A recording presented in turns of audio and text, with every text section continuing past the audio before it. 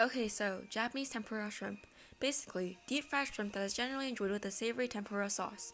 Sounds complicated, but I promise you it's pretty manageable if you follow the instructions correctly. After the first few tries, you'll be on your way to perfecting it. So worth it, and arguably one of the best ways to enjoy shrimp. It's delicious no matter how you eat it. You can eat it on its own, season it, or put it into a sushi roll. Before we dive into how to prepare it, let's take a brief look at the culture behind the origin of this delicious dish. Japan is an island country located in the Northwest Pacific Ocean as Korea's neighboring country, in which the primary religions are Shinto and Buddhism. Funerals are often done in a Buddhist way, while weddings, on the other hand, are commonly done in a Shinto style. Households in Japan generally have altars for respecting their ancestors or receiving support from Shinto by praying. Their way of life in general is definitely diverse from what most are used to. Something that surprised me while looking into Japan is its customs. They have customs such as not eating on the go, as it's extremely disrespectful. They also encourage slurping when eating noodles such as ramen because it's believed to taste better. Since Japan is an island country in Asia, it has an abundant supply of seafood, hence why so many iconic Japanese dishes involve seafood.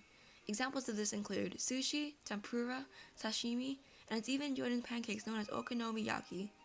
Although Japan carries the title for one of the most popular ways of enjoying seafood, sushi, this doesn't mean all their cuisines revolve around seafood. As aforementioned, sushi is Japan's most famous dish. Other famous Japanese dishes include ramen, miso soup, and udon, of which you've probably already heard of at least one dish. A typical meal to a Japanese person consists of a serving of rice or noodles, miso soup, a side of pickled vegetables, and seafood or meat. Various rice and noodle dishes are popular for lunch in Japan. Examples include udon, ramen, soba, and ginan beef bowls. Many people take bento boxes for lunch at school or work as well. Dinner is the main meal of the day and can range from basically any Japanese dish. A staple dish in Japan is rice. Now, just like any other country, Japan's cuisines are based on what they have most accessible to them. In Japan, common ingredients used that are considered must-haves include medium grain rice, Japanese soy sauce, white miso, bonito flakes, kombu seaweed, sake, mirin, and rice vinegar. From this, Japan's flavor palette is made up of 6 major flavor profiles: salty, hot, sweet, sour, and bitter, just like most cuisines around the world. The 6th flavor profile, however, umami, is a savory flavor naturally found in bonito flakes, kombu, and shiitake, a Japanese forest mushroom. With this said, why are we specifically cooking shrimp tempura today? Well, for starters, it's one of Japan's most famous dishes globally. It also allows us to practice our culinary techniques with deep frying, learn to work with seafood, and is a great recipe for introducing Japanese spices to our palate. Additionally, homemade shrimp tempura doesn't require a lot of fancy gadgets or ingredients, and the sauce is totally optional and up to your own choosing, which gives us some freedom. Now let's get started. We'll start off with the batter. The ingredients needed for it will be 1 cup of all-purpose flour, a fourth a teaspoon of baking soda, 1 cup of cold water or carbonated water for extra lightness to the batter, 2 to 4 ice cubes, and 1 egg. The equipment we'll need to prepare this dish are chopsticks, tongs, a splatter guard, an oil strainer or stock skimmer, a medium-sized saucepan, a small sauce pot, a cutting board, a paring knife, a liquid measuring cup, dry measures, 3 large plates, oil-absorbing paper towel, a small bowl, 2 medium-sized bowls, a spoon, and a whisk.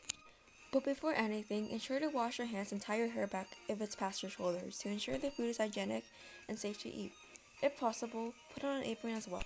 First, in a medium-sized bowl, crack 1 whole egg and whisk until it's broken up and light.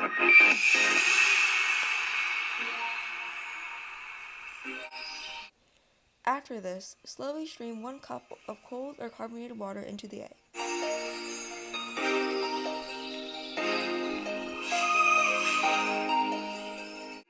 Drop 3 to 4 ice cubes to keep the batter cold.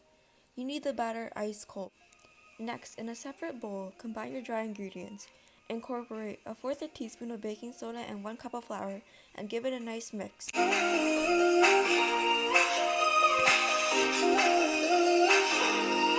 Sift the flour mixture into the egg mixture.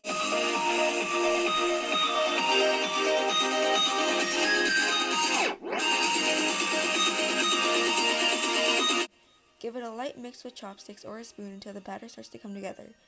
There should be a little lumpiness to the batter, and you don't want to overmix it, otherwise the gluten will be overworked and it won't fry properly as the shrimp won't be crispy. It should have a heavy cream consistency. Next, you're going to need some shrimp. This recipe can make up to 12 prawns or 25 medium-sized shrimps.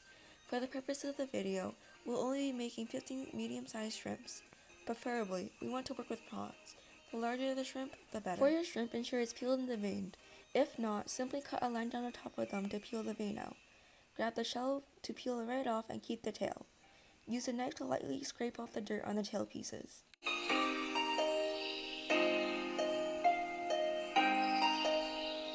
For tempura, we want the shrimp straight. To achieve this, make tiny scores along the shrimp underbelly.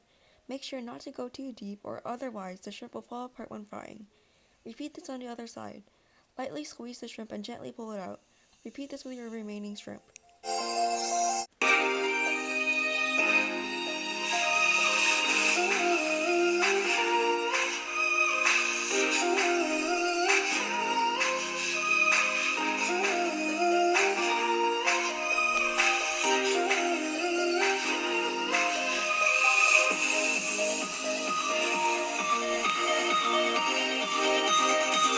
To fry, start by filling a medium heavy bottom pot halfway with oil. Heat the burner to medium. Insert a frying or candy thermometer and heat the oil up to 350 degrees Fahrenheit. If you don't have one like me, you can use the end of a wooden chopstick to test your oil. Simply stick a dry wooden chopstick into the oil while it's heating, and if it begins to bubble around the chopstick, it's ready to fry. While the oil is heating, prepare your frying station. Bring the batter mixture near the stove and lay some flour onto a plate. If you have a cooling rack, lay it on top of a baking tray. If not, cover a large plate with a few layers of paper towels to absorb the oil. Bring out the tongs and splatter guard.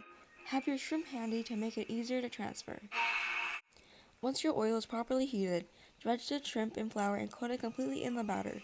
Gently lower the shrimp in one hand, creating swirling motions to help keep the shrimp straight, while protecting your face with the splatter guard.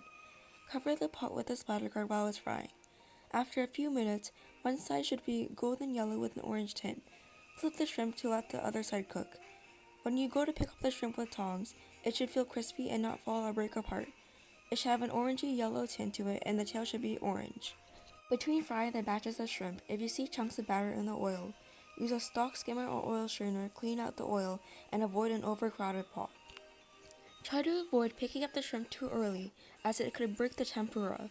If you pick up the shrimp too early and the batter falls apart, use your hand or a spoon to drip some batter into the oil onto the shrimp to create a new coat. Once you get the hang of it, a medium-sized pot should be able to fit 2 to 3 shrimps at a time. Don't put them in at the same time as they may stick together.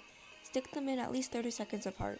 Once the shrimp is done, you can enjoy it with any sauce of your choice, but I'll demonstrate how to prepare a tempura sauce next. For the tempura sauce, you'll need 1 cup of water, a half a cup of bonito flakes, a 1/4 cup of soy sauce, a 1/4 cup of mirin, 2 to 3 inch pieces of kombu, and optionally 2.5 teaspoons of hoisin sauce. I'll be having the measurements since I only prepared 15 shrimps. If you want to half them as well, follow my measurements as they go along. If not, follow the original measurement. First, pour half a cup of water into a small sauce pot. Add in 1 piece of kombu that's about 3 inches.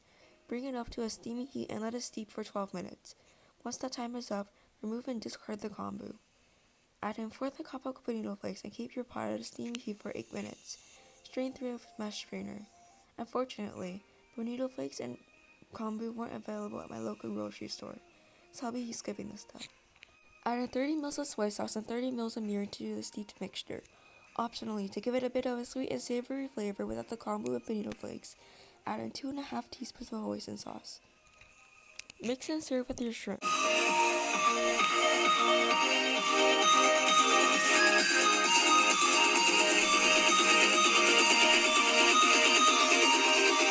Add salt to taste. Traditionally, shrimp tempura is generally enjoyed with a bowl of rice, but you can eat it just as is.